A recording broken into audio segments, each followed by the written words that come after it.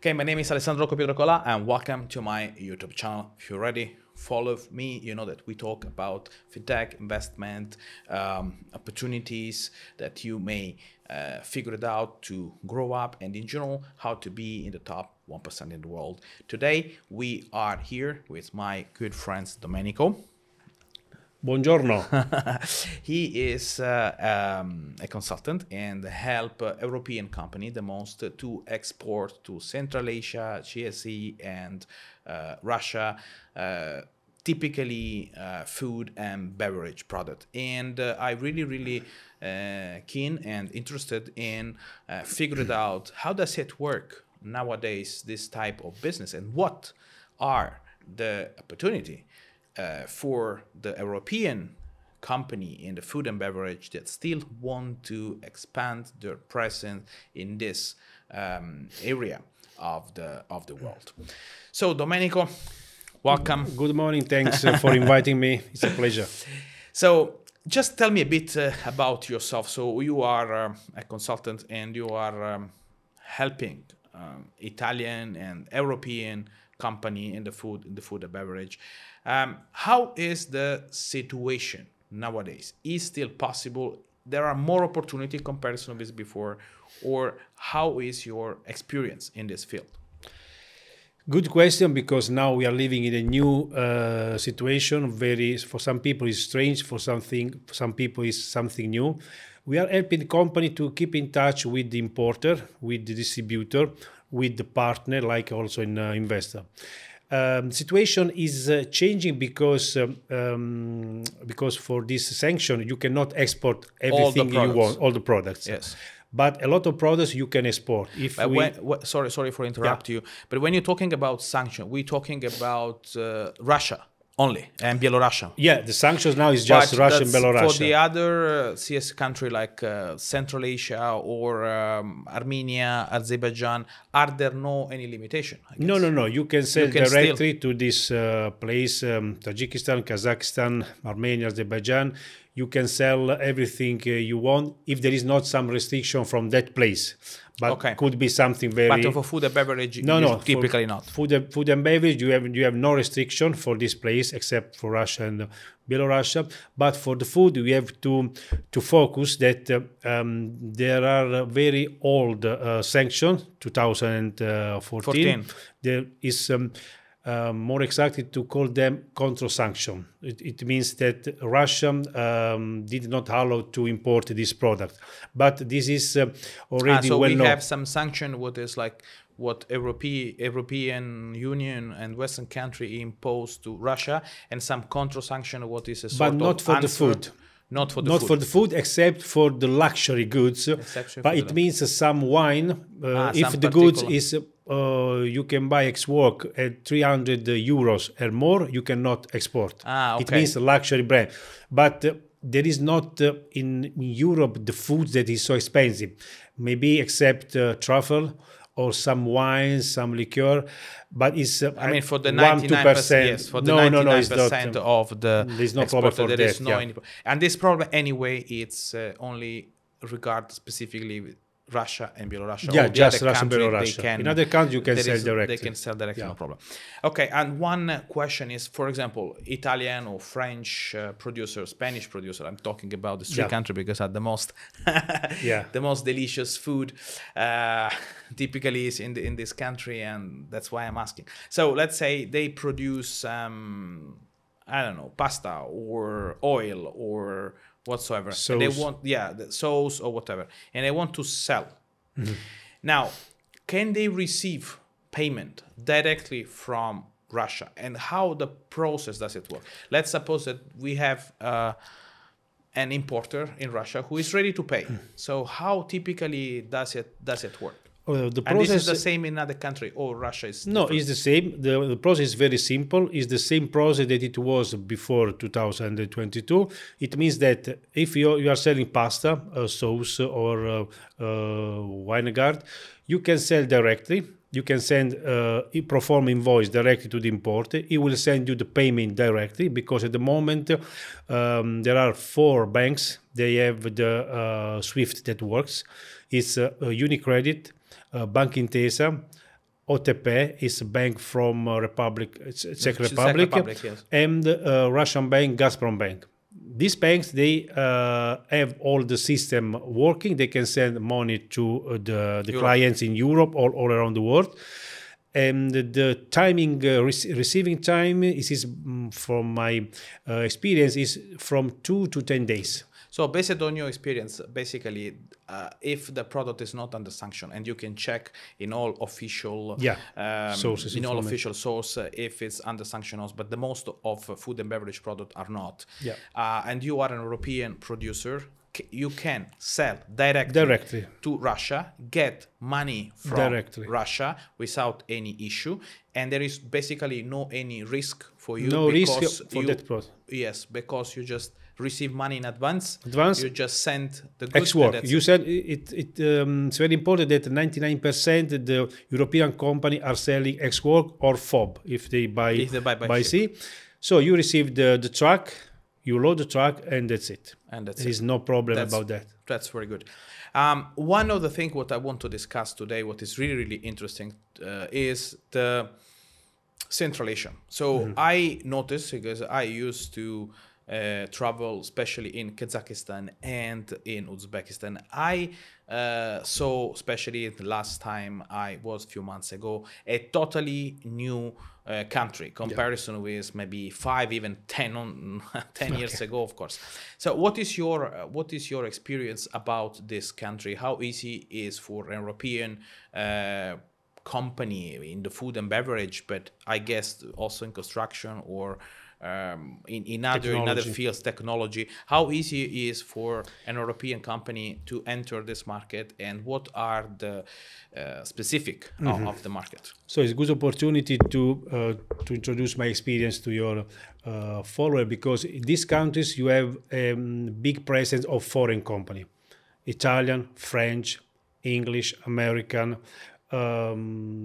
Chinese, Turkish, but the presence of European countries is very strong for technology, for fashion, food and furniture. So there is an interest. There is an interest. To Italy, France, Germany. You can fly directly, you can have it directly, there is not restriction.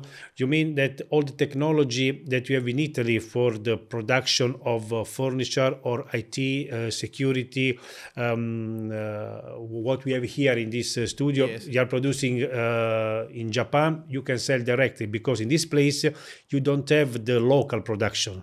Or maybe they have very low quality, so they prefer something importing from abroad. So there is a lot of space for international producer that wish to export to this specific country. They are not a big market.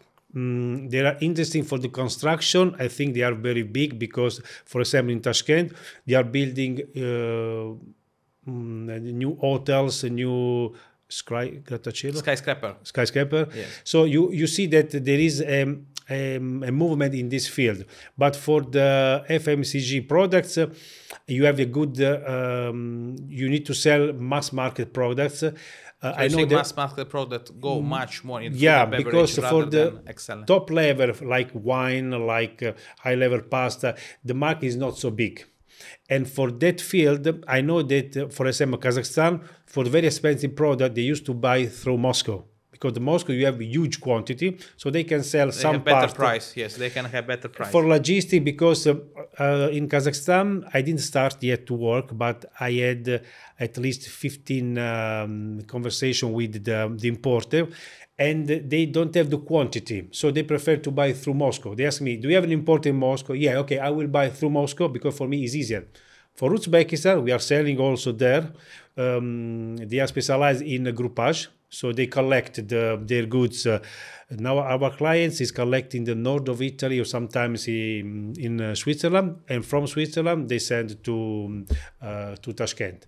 The presence of French, Italian, German, Austrian, Spain product there is. And I met a company from Spain. They are selling the panna, sour cream. Sour cream in all the CIS country. I was surprised. In Tajikistan, oh, we have an importer there. In Uzbekistan, we have also an importer. It was strange. I think the product is interesting because the market, if you consider the Russia and all this country of CIS, we're talking about 350 million. 350 million, yeah. Of growing. They are growing. It's not so easy to enter in this market, but through the exposition, commercial mission, through the specialists that used to work there, you can keep in touch with this importer, this businessman, also investor. If you have a program to open there a production, I had a friend of mine in Italian. He used to live in Uzbekistan for 15 years. He had a production of piastrelle, Tails. Then he left for it was a decision because it's very hot in the summer, so 50 degrees is not so easy. Yes. So he preferred, but he told me it's a good opportunity you want to produce there. You need to find a good partner. Good partner, yeah. For this, you need to be there to understand. Yes, of it's course. not so easy to find like we can do in Italy or in Europe, like due diligence and so on. You have to know very well the party to do. But it's possible. There are a lot of investment. I know that from France also, because the actual president of Uzbekistan is working very hard to have a good relationship, political and economical, with Europe. United States also, they are very present in Uzbekistan. So as Asia now is already clear, is a good place for business. They are improving, they are changing the rules how to attract the investment. So I've seen this also in Southeast Asia, and now this is moving to the Central Asia. A place to be. Yes, it's a place where to be, especially if you are an import-export. You should definitely consider your presence in Asia, Central Asia, Southeast Asia, because it can be really game-changing for you. It can be really game-changing. It's not easy. It's not easy, but you have to be, because when it's not easy, there are few competitors. You can have a good job. You have a risk, okay, but like an entrepreneur, of course, you have a risk. One question before the end of the video is about the exhibition. So based on your experience, how easy it is to attend one of these? Because I think for an Italian or French or Spanish producer to attend this exhibition, or even where to find information, it's not so easy. I mean, they can go online, etc. Yeah. But how we have to split in exposition in Russia or in CSI, because in Russia at the moment the people, they don't want to come. But I used to visit this exposition not only in my field in the food, but also in technology, and I see a lot of local producer from North Africa, China, of course, Turkish, Algeria, Iran. And so you see that you left the market, other people are coming. It's not the same, but there is not, to say, empty place. For Russia, you can say to prenotare, book. To book. Thanks for helping. You can to book your stand directly to the organization of the exposition, or you can work with other specialists. We are doing this for Russia. We want to collect Italian producer, and we will be there for you. So you are not. So you don't need to attend, but you don't need to attend. If you want, you can, but not necessarily. If you want to save money, or you are afraid because now Russia, I don't know, you can delegate us, and we will work there. For Kazakhstan, there is also an interesting exposition. I was there last in 2023. I was the only foreign from Europe. Other foreign, they were CSI. From China, maybe from China. I was Chinese. They're also very strong. Yeah. I have seen them wherever in Europe, in Belarus, in Gulf country. They are really, really interested. If wherever there's the opportunity, they're already there. They have money and strategy. But it's not only money. But it's the most important, I think, is strategy. Yeah, because they always think 100 years. More. So the Chinese culture is totally different. They always think very long term. So it's not only about to have money, but also to have the right strategy. Yeah, because they And see, I've so seen you that- left the market, okay, I can take this market. I have money, strategy, and people I can send there, so I come there. And then to come back is not so easy. Absolutely. Because, I think the same happened in Russia with the car.